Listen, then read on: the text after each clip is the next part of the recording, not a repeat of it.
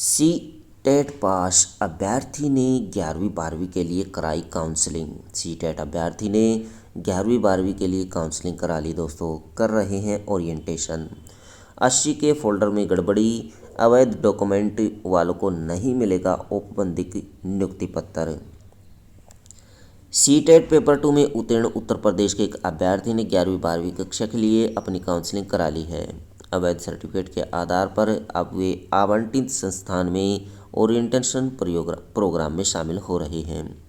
इसी तरह NCTE paper 2 में एसटेट पेपर 2 में उत्तीर्ण एक अभ्यर्थी ने 9वीं 10वीं की कक्षा के लिए काउंसलिंग कराई है।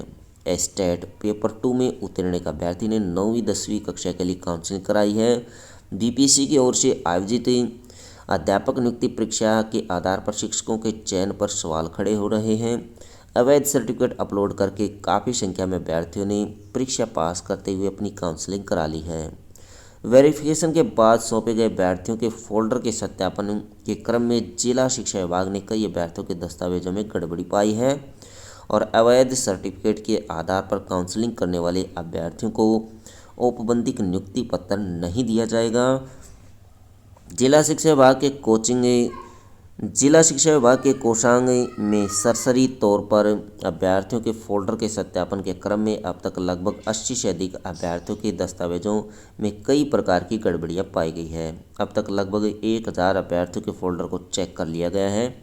इसमें ट्रेनिंग और C TET B TET certificate की सरसरी तौर पर जांच की जा रही है। 10 बिंदुओं पर जिला शिक्षा विभाग कर रहा है फोल्डर सत्यापन। आयोग के विज्ञापन के आलोक में 1 से 5 के शिक्षकों के लिए बीएड योग्यताधारी अभ्यर्थी के फोल्डर को अलग करना।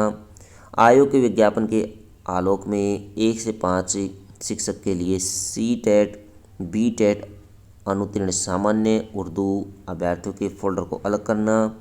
निर्धारित उत्तीर्णता अंक क्वालिफाइंग मार्क्स होने जरूरी, पर विशेष सतर्कता बरतते हुए अगर किसी सत्र पर कोई चूक हुई है तो उसके फोल्डर को अलग करना। सी टेट बी टेट वाले अभ्यर्थियों की कोटि के अनुरूप आयोग के विज्ञापन के आलोक में 1 से 5 के शिक्षकों के लिए सी टेट बी टेट अनुत्तीर्ण दूसरे राज्यों के अभ्यर्थियों के फोल्डर को अलग करना।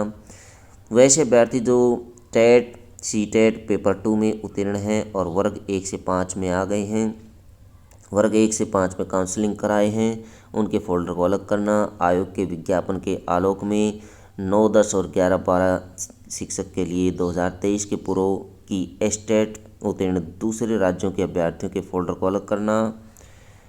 वैसे अभ्यर्थी जो एस्टेट परीक्षा पेपर 1 में उत्तीर्ण हैं और 11, 12 के लिए काउंसलिंग करा ली है और एस्टेट पेपर 2 उत्तीर्ण हैं और 9, 10 के लिए काउंसलिंग कराए हैं, उनके फोल्डर को अलग करना। आयोग के विज्ञापन के आलोक में आरक्षण का लाभ लिए बिना दूसरे राज्य के शिक्षकों के फोल्डर को अलग करना। दिव्यांग अभ्यर्थियों से संबंधित फोल्डर अलग करना। फोल्डर मिलान के दौरान कोई अन्य विसंगति पाए जाने पर उनके फोल्डर को अलग करना। इस तरह के मामले सामने आए हैं। विषय संयोजन सही नहीं है, पारा स्नातक नहीं है, लेकिन 11वीं 12वीं के लिए काउंसलिंग करा चुके हैं। अभ्यर्थी की ओर से उपलब्ध कराए गए डॉक्यूमेंट धुंधले हैं। इसे देखकर नाम, कोर्स और अन्य आवश्यक जानकारी का पता लगाना संभव नहीं है। सी टेट के लिए आवश्यक क्वालिफाइंग अंक से कम हासिल करने वाले राज्य के बाहर के अभ्यर्थियों को आरक्षण का आधार बनाकर कम अंक पर ही काउंसलिंग हुआ है।